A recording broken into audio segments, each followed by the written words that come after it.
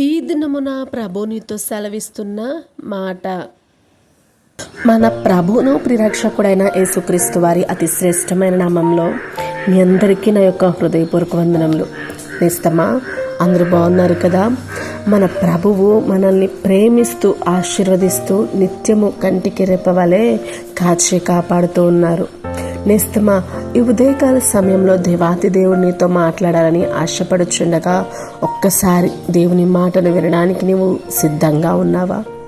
నేస్తమా, చాలామంది కూడా ఏం చేస్తున్నారా అంటే కృంగిపోతూ కృషించిపోతూ ఏంటి నాకు ఈ జీవితం, ఏంటి నాకు ఈ పరిస్థితి అని బాధలో ఉన్నారు కదా.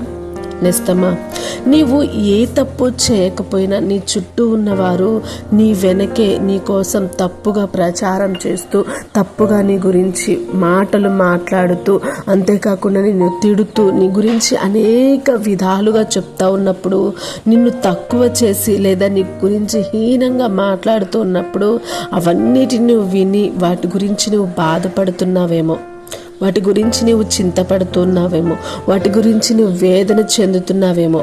నేస్తమా, ఒక్కసారి గుర్తుంచుకో, నీవు దేవునికి ఇష్టునిగా నిజాయితీగా జీవించు. దేవునికి మరుగైనది ఏది కూడా లేదు. కాబట్టి ఆయన సమస్తాన్ని కనిపెట్టి సమస్తాన్ని చక్కగా పెట్టి తగిన సమయమందు వారికి వారి ముందే, ముఖ్యంగా వారి ముందే నిన్ను హెచ్చిస్తాడు. దేవునికి స్తోత్రం, హల్లెలూయా.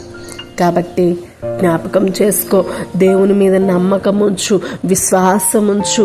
నీవు చేసే ప్రతి పని దేవునికి ఇష్టంగా, విశ్వాసంగా, దేవునికి నమ్మకంగా జీవించు. అంతము వరకు నీవు నమ్మకంగా ఉన్నట్లయితే దేవుడు నీకు మంచి జీవ కిరీటాన్ని అనుగ్రహించి మంచి ఆలోచనతో నీకు నడిపించి, దేవుడు నిన్ను ఎవరైతే వ్యతిరేకంగా మాట్లాడుతున్నారో వారి ముందే నిన్ను అతి ఘనంగా అత్యధికంగా నిన్ను ఆశీర్వదించి దీవించునుగాక. ఆమేన్. Praise the lord.